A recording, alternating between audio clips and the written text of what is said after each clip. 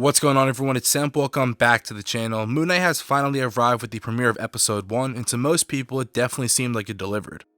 I was lucky enough to be sent out the first 4 episodes, and while I've only watched one so far like everyone else, before I continue I just want to say thank you to Disney and Marvel for allowing me to review the series and get a jump on making content for you guys. As always, I won't be discussing or spoiling anything in the upcoming episodes, so here is just my episode 1 review and a bit of Egyptian mythology explained, as well as what we can maybe see from Arthur Harrow. So if you're new here, just like Marvel, the MCU, comics, and everything in between, subscribe to the channel. Other than that, let's get into the video. Let's go. We still expecting one more? What day is it today? It's Sunday, sir. No. Moon Knight immediately brings us into a brand new quarter of the MCU, which is the supernatural, and a dive into the elder god KHONSHU. The first episode does a great job of being a pure psychological thriller that leaves you tense for almost its entire 45-minute runtime, and honestly, I'm a huge fan so far. This show easily has the best first episode of any Disney Plus Marvel project yet, and it's so trippy that it actually took me 2 watches to fully understand what's going on. And by the way, that is not a negative at all, that's fully a positive. Remember, I'm just talking about episode 1, and so while you're watching as the viewer, you are essentially Stephen Grant. You're thrown into the story with the same amount of knowledge that he has, and that aspect is extremely cool. So as the episode plays out, you and Stephen both have no idea what's real and what isn't. But what I really think is happening is that yes, all of these events are actually happening in real time. So when he falls asleep and wakes up in this town with KHONSHU talking to him, which is also the same place that he meets Ethan Hawke's Arthur Harrow for the first time, this is actually all happening. Mark has taken over the body and is pursuing what KHONSHU wants him to do.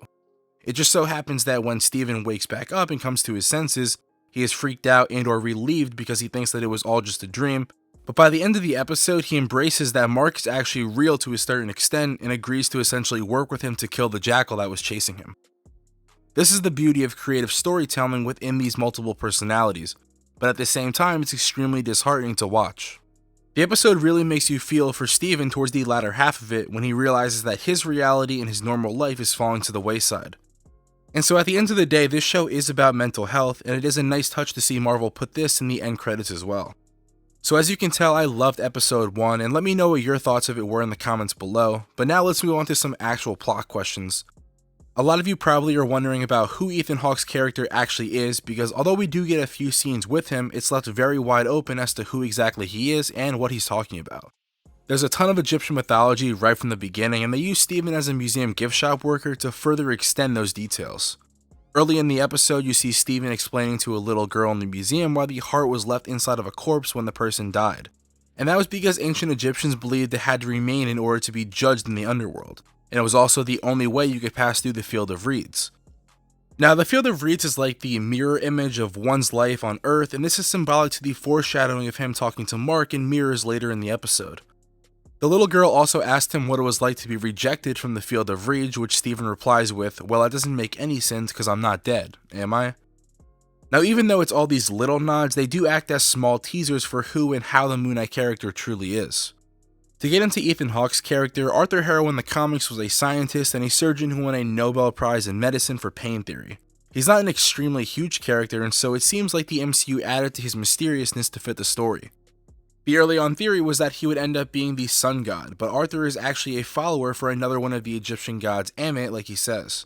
In both comics and traditional Egyptian mythology, Ammit is referred to as the devourer of the dead, and is present whenever Anubis, the lord of death and rebirth, weighs a mortal soul on a set of divine scales.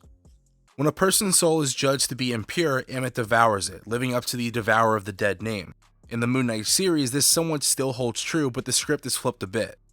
Arthur Harrow has the ability to weigh people and see if they are pure or not, which means that Ammit was partially given Anubis' powers. If that is true, then Ammit gives that power to Arthur because he says that Ammit has the power to weigh them in the first place. Anubis was an ancient Egyptian god of the dead, represented as a jackal or a man with the head of a jackal.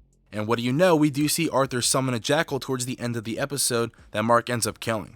Somehow Anubis or only his powers are tied to Arthur and Ammit. It's possible that Arthur is embodying Anubis at the hands of Ammit, similar to Mark being KHONSHU's avatar. So this can make for such a really cool story wherever they decide to take it.